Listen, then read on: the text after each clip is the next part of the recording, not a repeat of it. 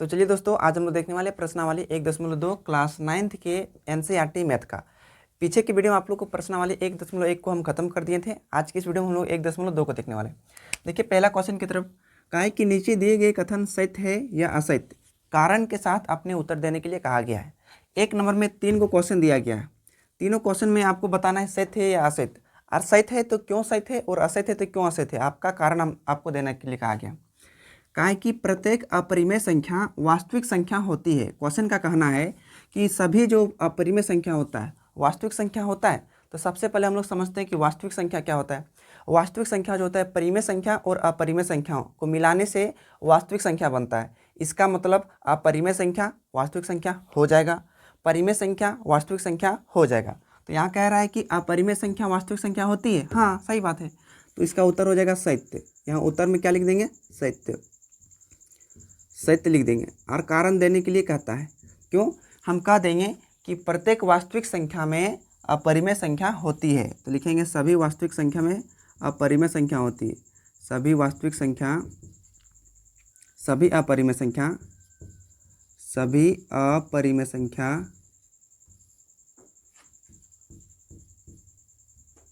वास्तविक संख्या के अंतर्गत होती है। वास्तविक संख्या के अंतर्गत होती है ना। इस प्रकार से क्या दिए? 1 नंबर का आंसर हम देते हैं। दूसरा, अब देखिए दूसरा क्वेश्चन में कहा है कि संख्या रेखा का प्रत्येक बिंदु रूट m के रूप में होता है जहां m एक प्राकृत संख्या है। ये बात गलत है। क्यों?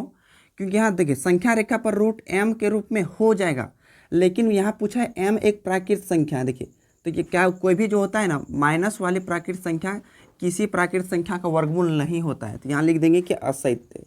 इसका उत्तर में क्या लिख देंगे? असत्य। असत्य। ये असत्य क्यों हो गया? क्यों?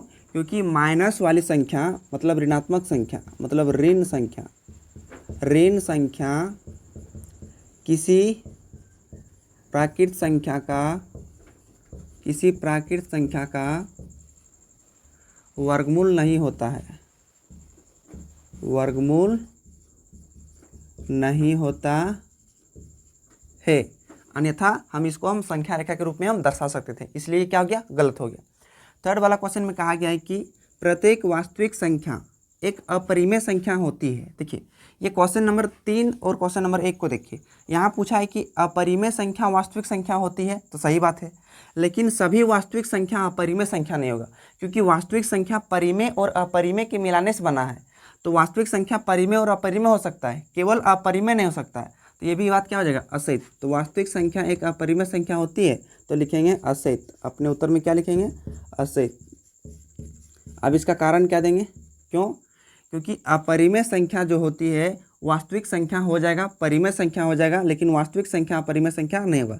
तो जैसे लिख देंगे हम यहाँ, जैसे लिख देंगे कि 4 एक वास्तविक संख्या है, एक वास्तविक संख्या है, परंतु अपरिमेय नहीं, अपरिमेय नहीं, है ना। आप 4 की जगह कुछ भी लिख सकते हैं, लेकिन रूट में ले सकते हैं। देखिए, 4 एक वास्तविक संख्या है, लेकिन क्या ये अपरिमेय संख्या है? नहीं है, तो ये गलत बात हो गया। अब देखते हैं दूसरा नंबर क्वेश्चन। दूसरा नंबर क्वेश्चन में कहा गया है कि क्या सभी धनात्मक पूर्णांकों का वर्गमूल, सभी धनात्मक पूर्णांकों के वर्गमूल अपरिमेय संख्या होती है? यदि नहीं, तो एक ऐसी संख्या के वर्गमूल का उदाहरण दे जो एक परिमेय संख्या होता है। क्वेश्चन में कहा गया है कि क्या किसी भी धनात्मक पूर्णांक का मतलब क्या होता है? प्लस वाला संख्या। 1 2 3 4 5 6 7 8 9 10 11 12 13 14 15 16 इत्यादि और भी जाएगा। ये सब क्या है? सब धनात्मक पूर्णांक। धनात्मक मतलब क्या होता है? प्लस वाला संख्या। तो ये धनात्मक पूर्णांक है। तो किसी भी धनात्मक पूर्णांक का वर्गमूल, यहाँ में से किसी भी संख्या का हम वर्गमूल निकालेंगे तो क्या अपरिमेय संख्या आएगा? अब तो हमको निकाल के देखना पड़ेगा। जैसे देखिए, रूट 1 का वर्गमूल निकालते हैं तो कितना निकल गया? 1। तो ये देखिए, एक आप क्या बोलते हैं? धनात्मक पूर्णांक है, लेकिन इसका वर्गमूल किए तो ये तो परिमेय संख्या आ गया। लेकिन यहाँ क्या पूछा है, क्या सभी धनात्मक पूर्णांकों का वर्गमूल अपरिमेय संख्या आता है? आप देखते हैं हम तनी √2 को निकाल के, √2 का वर्गमूल तो लिखने का नहीं, तो यह √2 जो धनात्मक पूर्णांक है ये अपरिमेय संख्या हो जाएगा। अब √3 का निकालते हैं, √3 भी एक अपरिमेय संख्या हो जाएगा क्योंकि ये निकलेगा नहीं। अब देखो √4 का तो निकल जाएगा 2, क्यों? क्योंकि √4 को आप तोड़ेंगे तो 2 गुने 2 करके तोड़ेगा, और वर्गमूल के अंदर 2 को 2 मिलता है तो एक बाहर आ जाता है, तो कितना निकल जाएगा 2। तो देखिए √4 का तोड़े तो कितना आ गया 2, तो √4 मतलब 4 जो है एक धनात्मक पूर्णांक है, एक भी एक धनात्मक पूर्णांक है, लेकिन इसका वर्गमूल किए तो परिमेय संख्या आ गया। लेकिन यहाँ क्या क्या आना था कि किसी भी धनात्मक पूर्णांक का वर्गमूल अपरिमेय संख्या होती है, नहीं आता है। सभी धनात्मक पूर्णांक का नहीं आता। देखिए 4 का तो अपरिमेय आया, 5 आएगा अपरिमेय, 6 आएगा अपरिमेय, 7 आएगा अपरिमेय, 8 आएगा अपरिमेय, फिर 9 परिमेय आ जाएगा, क्योंकि 9 भी एक धनात्मक पूर्णांक है, लेकिन भी इसका वर्गमूल करेंगे तो एक परिमेय संख्या आएगा, अपरिमेय संख्या नहीं आएगा। तो सभी धनात्मक पूर्णांक का वर्गमूल करने पर अपरिमेय संख्या नहीं आता है, कोई कोई परिमेय भी आता है ना। तो जैसे लिख देना, क्वेश्चन पूछा है ना कि फिर एक ऐसे संख्या का उदाहरण दे जो वर्गमूल का उदाहरण हो, मतलब एक ऐसे संख्या का उदाहरण दे जो परिमेय संख्या का उदाहरण है ना, जो एक परिमेय संख्या होता है। हम उदाहरण दे देंगे यहाँ पर, जैसे लिख देंगे √1 कितना निकलता है 1, √4 कितना निकलता है 2, √9 कितना निकलेगा 3, उसके बाद लिखने का √16 कितना निकलेगा 4, और हो सकता है बड़े √25 कितना निकलेगा 5, √36 कितना निकलेगा 6, है ना। तो ये देखो ये एक धनात्मक पूर्णांक है, लेकिन इसका वर्गमूल के अंत क्या आया, एक परिमेय संख्या आया। तो हम उदाहरण दे दिए, है ना। तो इस प्रकार से क्वेश्चन नंबर 1 और क्वेश्चन नंबर 2 को हम सॉल्व किए। अब चलिए हम लोग देखते हैं क्वेश्चन नंबर 3 और क्वेश्चन नंबर 4 को। तो अब चलिए हम लोग देखते हैं क्वेश्चन नंबर 3 की तरफ। क्वेश्चन नंबर 3 में कहा गया कि दिखाइए कि संख्या रेखा पर √5 को किस प्रकार निरूपित किया जा सकता है। आपको संख्या रेखा पर √5 को दर्शाना है। चलिए आपको हम दर्शाने के लिए बताते हैं कि कैसे दर्शाना है। बहुत ही ईजी तरीका होता है। इससे पहले आपको एक चाहिए प्रकल चाहिए, उसके साथ आप पेंसिल को पकड़ लीजिएगा। हम यहाँ पेन ले लिए हैं ताकि आपको अच्छे से दिख सके, और यहाँ पर एक चांद ले लिए हैं, और आपके पास एक स्केल होना चाहिए। स्केल मेरे पास अभी नहीं है फिलहाल, तो हम इसी से हम काम चला लेंगे। तो देखो करना क्या है, √5 को हमको दर्शाना है संख्या रेखा पर, यानी √5 को हमको संख्या रेखा पर दर्शाना है। तो संख्या हम खींच लेंगे यहाँ पर, संख्या रेखा खींच लेंगे यहाँ पर हम। देखिए ये हम संख्या रेखा खींच ले रहे हैं, यहाँ हम खींच लिए। ये क्या होता है, यहाँ 0 होता है, और 1 सेंटीमीटर की दूरी पर होता है 1, फिर और 1 सेंटीमीटर दूरी पर होता है 2, और 1 सेंटीमीटर की दूरी पर होता है 3, और 1 सेंटीमीटर की दूरी पर होता है 4। आप स्केल की सहायता से सेंटीमीटर की दूरी को माप लीजिएगा। मेरे पास स्केल नहीं, मापी कीजिएगा।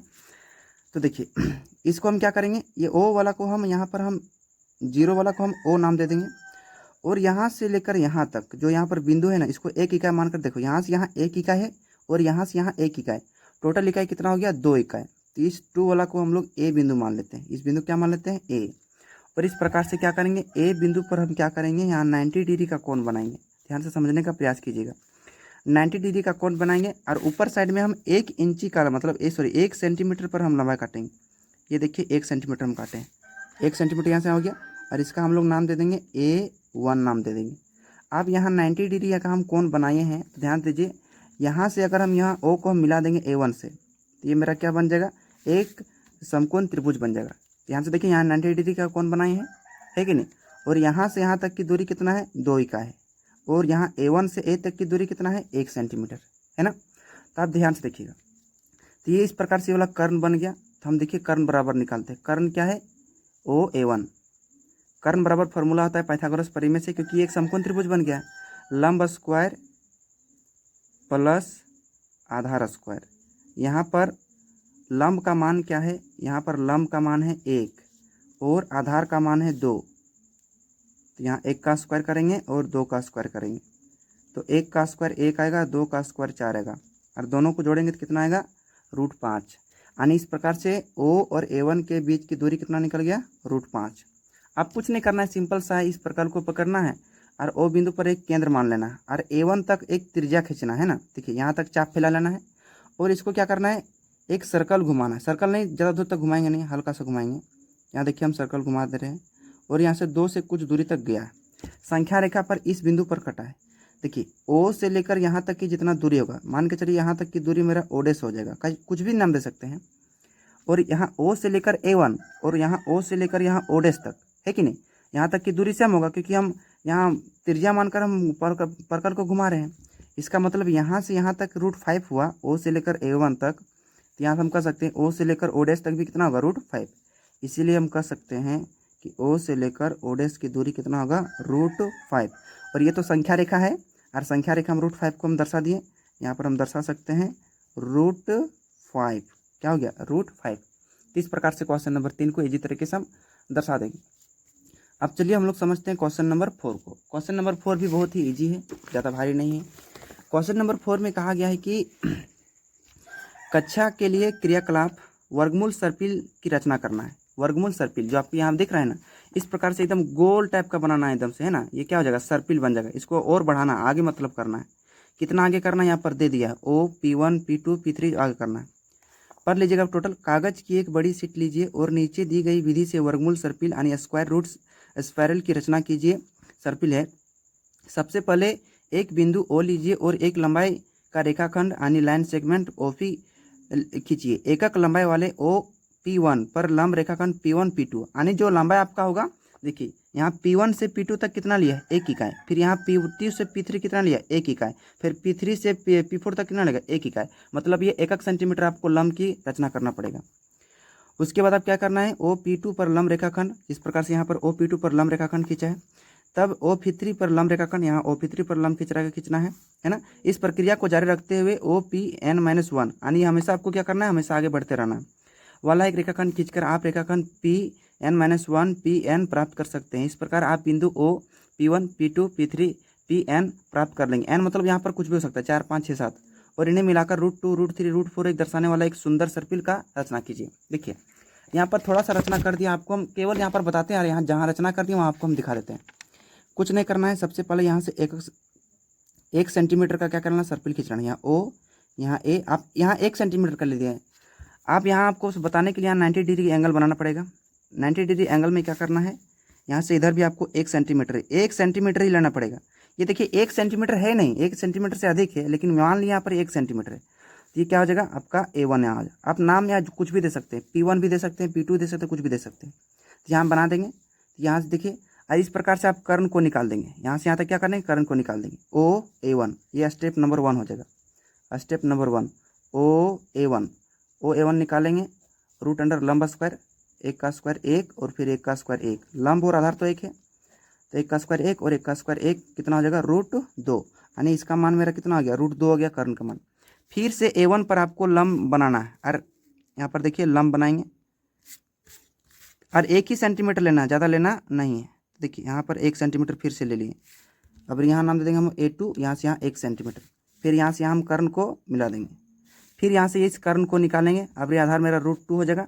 अभी इसको करेंगे हम लोग स्टेप नंबर 2 से। स्टेप नंबर 2 से OA2 बराबर लंब का स्क्वायर 1 है, तो 1 का स्क्वायर प्लस आधार मेरा इस बार देखिए √2 बन गया, तो √2 का स्क्वायर, 1 का स्क्वायर 1 आएगा और √2 का स्क्वायर 2 आएगा, है ना। 2 और 1 जोड़ेंगे कितना आ जाएगा, √3। तो यहाँ से यहाँ तक मेरा मान कितना आ गया, √3 आ गया, है ना। इस प्रकार से फिर यहाँ 90 डिग्री का हम कोण बनाएंगे, 90 डिग्री का, और 1 सेंटीमीटर इधर हम दूरी लेंगे, है ना। इस प्रकार से आपको क्या करना है, बनाते रहना है। अब कैसे बनाना है ध्यान से देखिए। तो देखिए यहाँ पर हम क्या किए हैं, 4 नंबर का हम वर्गमूल सर्पिल यहाँ पर बना दिए। P1, P2, P3, P4, P5 इस तरह से लेकर एकदम 17 तक ले लिए, है ना। आप हमेशा याद रखिएगा यहाँ से यहाँ तक जो दूरी होगा हमेशा 1 सेंटीमीटर होगा, और यहाँ 90 डिग्री का कोण हमेशा बनते आएंगे, है ना। इस प्रकार से बहुत ही सुंदर एक सर्पिल बन जाएगा। ध्यान से देखिए, सर्पिल बना दिए। पहला वाला √2 कैसे निकला, स्टेप नंबर 1 लिए पाइथागोरस परिमेय से, इस प्रकार से निकाले √2। स्टेप 2 लिए, √3 निकाला, स्टेप 3 लिए, √2 निकला। इसी प्रकार से स्टेप 17 तक लेंगे, है ना। आपको हम 17 तक यहाँ निकाल के नहीं दिखा सकते हैं, तो यहाँ पर निकाल लीजिएगा। इस प्रकार से वर्गमूल सर्पिल की रचना करते हैं।